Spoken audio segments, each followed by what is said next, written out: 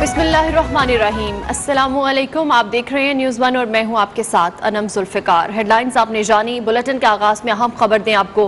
हुकूमत ने electronic crime की रोकथाम के लिए ऑर्डिनेंस जारी कर दिया है। इलेक्शन एक्ट का ऑर्डिनेंस भी जारी हो चुका है। इलेक्ट्रॉनिक क्राइम ऑर्डिनेंस पीका कानून के तहत फेक न्यूज़ पर 3 साल के बजाय 5 साल की सजा हो सकती है।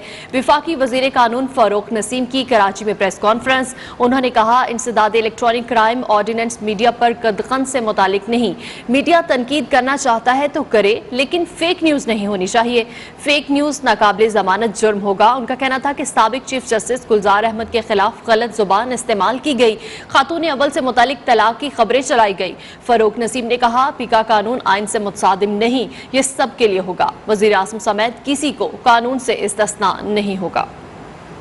क्या हम नहीं चाहते कि फेक न्यूज़ जो है वो अब नहीं होनी चाहिए। समझे जदीद दौर है, उसके अंदर मीडिया की बड़ी अहमियत है। मीडिया जो है सुप्रीम कोर्ट ऑफ पाकिस्तान सिर्फ नहीं, दुनिया जहां की जो सुप्रीम कोर्ट्स हैं, हायर कोर्ट्स हैं, वो कहती हैं कि मीडिया दरअसल 4th pillar of the state है। रुझान समझिए या एक तरह की बात, ये कोई अटेम्प्ट है मीडिया को गैग करने की, बिल्कुल गलत है। आप बिल्कुल आज़ाद हैं, जो आप तनकीद करना चाहते हैं वो बिल्कुल तनकीद करें। तो पीका में जो ऑर्डिनेंस आया है, एक तो 3 साल की जगह 5 साल सजा होगी।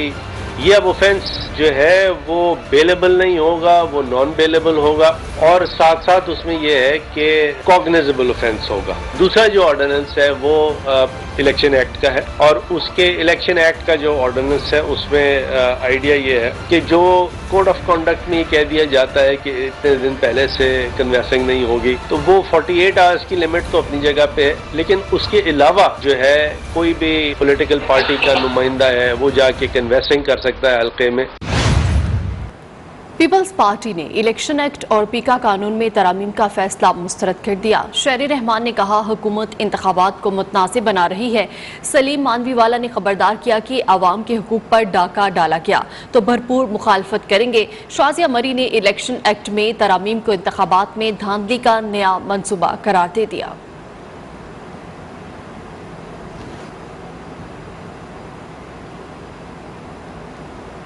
इस्लामाबाद से आपको खबर दें, थाना मारगिला में मोहसिन बेग के खिलाफ एक और मुकदमा दर्ज। मुकदमा गैर लाइसेंस याफ्ता असलहा रखने पर दर्ज किया गया है। सहाफ़ी मोहसिन बेग को ड्यूटी जज शुएब अख्तर की अदालत में पेश किया गया है। मुकदमे में इंसदाद दहशतगर्दी की दफ़ा समेत इक़दाम कत्ल की दफ़ात को शामिल किया गया है।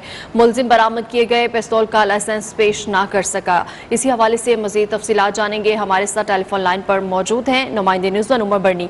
उमर बर्नी, थाना मारगिला में मोहसिन बेग के खिलाफ एक और मुकदमा दर्ज कर लिया गया है, क्या अपडेट्स है इस हवाले से?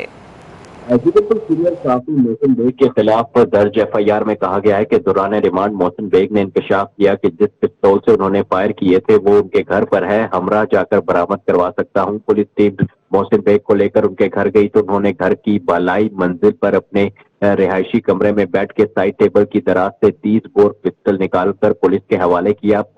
पिस्टल को अनलोड करने पर 2 राउंड्स भी बरामद हुए, ताहम पिस्टल के हवाले से मोहसिन बेग कोई लाइसेंस या इजाजतनामा पेश ना कर सके। मुलजिम मोहसिन बेग ने नाजायज पिस्तौल अपने कब्जे में रखकर जुर्म का इर्तिकाब किया है, जिस पर उनके खिलाफ मुकदमा दर्ज किया गया है। पुलिस की जानिब से मोहसिन बेग को गैर लाइसेंस याफ्ता असलहा रखने के मुकदमे में ड्यूटी जज शुएब अख्तर की अदालत में पेश किया गया। अदालत ने मोहसिन बेग को मुकदमे में जुडिशल रिमांड पर जेल भेज दिया। वाज़ेह रहे कि मोहसिन बेग पहले ही दहशतगर्दी की दफात के तहत दर्ज मुकदमे में जिस्मानी रिमांड पर मारगला थाना पुलिस के हवाले हैं। जी ठीक है उमर बर्नी, बहुत शुक्रिया।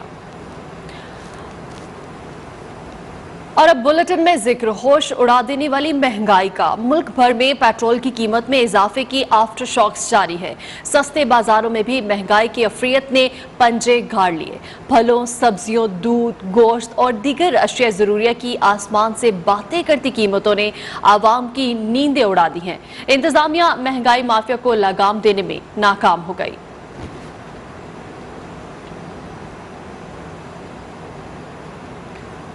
पेट्रोल की कीमत में भी इजाफे के आफ्टर शॉक्स जारी हैं। लाहौर के सस्ते बाजारों में भी फल और सब्जियों की कीमतें आसमान से बातें करने लगी। जिला इंतजामिया महंगाई कंट्रोल करने में नाकाम हो गई। गरीब आवाम सस्ती अशिया खुरनोश की तलाश में मारे मारे फिरने लगे। इस वक्त हमारे नुमाइंदे अदनान खालिद ग्रीन टाउन में मौजूद है। मजीद उनसे जान लेते हैं। जी अदनान। महंगाई को कंट्रोल करने में नाकाम दिखाई दे रही है, जबकि इंतजामिया की गैर संजीदगी की वजह से मुनाफाखोरों को भी लगाम नहीं डाली जा रही। इस हवाले से महंगाई से तंग अवाम का क्या कहना है, आइए उन्हीं से जानते हैं।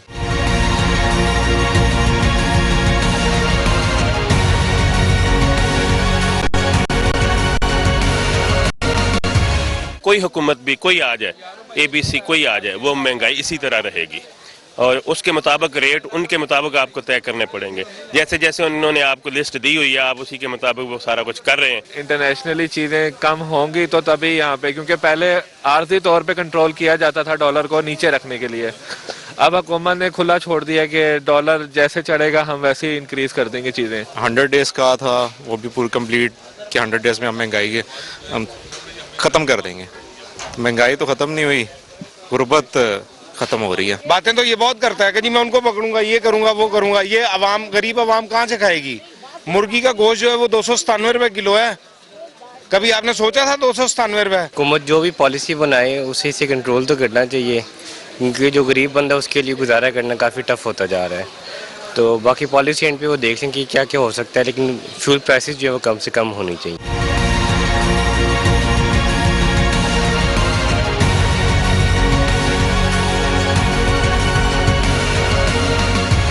आटा और चीनी पहले ही नायाब और महंगे हैं, जबकि रोजमर्रा की अशिया भी आवाम की दस्तरस से दूर होती जा रही हैं। शहरियों का कहना है कि महंगाई पहले से 3 गुना ज्यादा हो चुकी है, लेकिन आमदन वैसी ही है। इस हालात में अपने घर का खर्च चलाना बहुत मुश्किल होता जा रहा है। कैमरामैन हारून अहमद के साथ अदनान खालिद, न्यूज़ 1 लाहौर। पेट्रोलियम मसनूआत की कीमतों में इजाफे के बाद आफ्टर शॉक्स का सिलसिला जारी है। कराची में भी सब्जी, फल, गोश्त, दाल, चावल समेत दीगर अशिया ज़रूरिया की कीमतें भी मजीद बढ़ गई हैं। शहरियों के साथ साथ दुकानदार भी परेशान है। शहरियों का कहना है कि सब चीज़ों की कीमत दुगनी हो चुकी है। मजीद जानेंगे नुमाइंदा न्यूज़ 1 यासिर सलीम की इस रिपोर्ट में।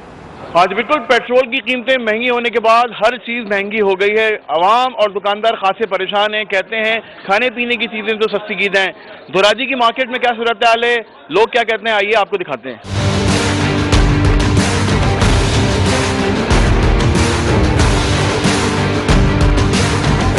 ये जुल्म खत्म करवा दें।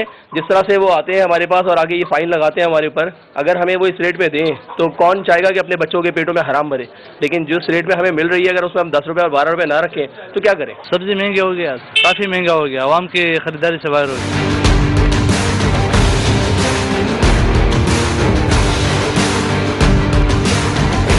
हर चीज़ ही महंगी हो गई है, सस्ती क्या चीज़ है? इंसान सस्ता है, इसके अलावा और कोई चीज़ सस्ता नहीं है। रोजाना रोज ये कमाते हैं, इससे और ये जो मुनाफा आता है इससे डबल खा लेते हैं हम, तो क्या करेंगे? पेट्रोल महंगा है, राशन महंगा है, हर चीज़ महंगी है, बस बहुत से बहुत दूर है। सब्जी हो या फल, दाल हो या चावल या फिर गोश्त, हर चीज़ की कीमत आसमान से बातें करने लगी है। आवाम कहते हैं खाने पीने की चीज़ें सस्ती की जाए ताकि उनकी ज़िंदगी कुछ तो आसान हो सके। कैमरामैन नवीद आफ्ताब के साथ यासिर सलीम, न्यूज़ 1 कराची। खबरों का सिलसिला जारी है, लेकिन यहाँ पर वक्त हुआ है ब्रेक का। हमारे साथ रहिए। ब्रेक के बाद आपको बताएं, कराची में कुरंगी कॉजवे पर ट्रैफिक जाम के दौरान डाकू ने शहरियों से लूट मार की। रात गए होने वाली लूट मार के दौरान शहरी लाखों रुपए नकदी और मोबाइल फोन से महरूम हो गए।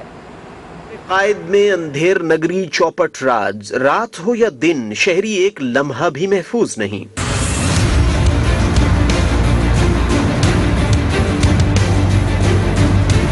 कुरंगी कॉजवे से मलीर नदी जाने वाली सड़क पर ट्रैफिक जैम के दौरान डाकू पहुंच गए, इत्मीनान से लूटमार की। ऐनी शाहिदीन के मुताबिक 100 से जायद शहरियों से 6 से 8 डाकू नकदी और मोबाइल फोन लेकर चलते बने। पुलिस के देर से पहुंचने का शिकवा भी कर दिया। 10 से 12 लोग थे जो दोनों साइडों को प्रॉपर ब्लॉक करके लूट रहे थे। और मैं इसलिए टाइम बता सकता हूँ क्योंकि मैंने अपने इस फोन से 15 पे कॉल की है। 8:33 पर मैंने कॉल की है। पुलिस का कहीं कोई नामो निशान नहीं था। पीछे तक रोड जाम था।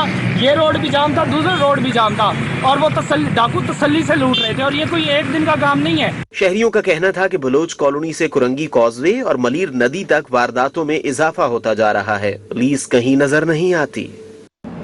शहरी कायद में जराइम पेशा अनासिर बेलगाम है। नॉर्थ कराची सेक्टर 583 में शहरी घर की दहलीज पर लूट किया।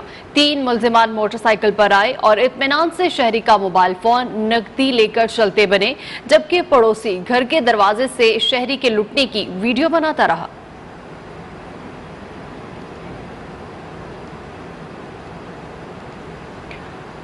वक्त हुआ ब्रेक का, लेकिन उससे पहले वेलकम बैक। ब्रेक के बाद आपको बताएं, गडानी शिप ब्रेकिंग यार्ड पर एक और क्रूज शिप लंगर अंदाज हो गया है। समुद्री जहाज को अमेरिका की कंपनी ने 1993 में तैयार किया। मुद्दत पूरी होने पर स्क्रैप के लिए गडानी लाया गया है। परसाइश बहरी जहाज को देखने के लिए शहरियों ने गडानी का रुख कर लिया है। नुमाइंदा न्यूज़ वन रियाज बलोच इस वक्त गडानी शिप यार्ड पर मौजूद है। मज़ीद तफसीलात उनसे जानते हैं। जी रियाज बलोच, आगाह कीजिएगा। जी बिल्कुल, गडानी शिप ब्रेकिंग यार्ड में एक और पुरआसाइश बहरी जहाज लंगर अंदाज हो गया है। जमीन पर तो आपने महल का सुना होगा, लेकिन पानी पे तैरता हुआ बिल्कुल महल की तरह का बहरी जहाज गडानी शिप ब्रेकिंग यार्ड पहुंच चुका है। इस जहाज के बारे में बताया जा रहा है जो 15 मंजिलें इसकी 2500 कमरों की सहूलत इस जहाज में मौजूद है। इसके अलावा जो है इसमें swimming pool, fitness club, gaming zone के साथ साथ और शॉपिंग मॉल और दीगर ऐसी सहूलियात मौजूद हैं। 1993 में जो है इस जहाज को अमेरिकी कंपनी ने तैयार किया, जो अपनी सफरी मुद्दत पूरी करने के बाद जो है गडानी शिप ब्रेकिंग यार्ड पर पहुंच चुका है और यहाँ इसे स्क्रैप किया जाएगा। टुकड़े टुकड़े करके जो है मुख्तलिफ कामों के लिए सिर्फ फरोख्त किया जाएगा। स्टील बनाने वाली कंपनियों को फरोख्त किया जाता है ये स्टील। इसके अलावा इससे कबल जो है 2 माह कबल तकरीबन एक और बहरी जहाज यहाँ लंगर अंदाज हुआ था, जिसे तफरीगाह में तब्दील करने की बातें तो की जा रही, ताहम ऐसा नहीं हो सका। जबकि इस तरह के जहाज़ों के आने से जो है गडानी शिप ब्रेकिंग यार्ड की रौनकें बहाल हो गई है और लोग बड़ी तादाद में इन जहाज़ों को देखने के लिए। आप हमें आगाह कर रहे थे।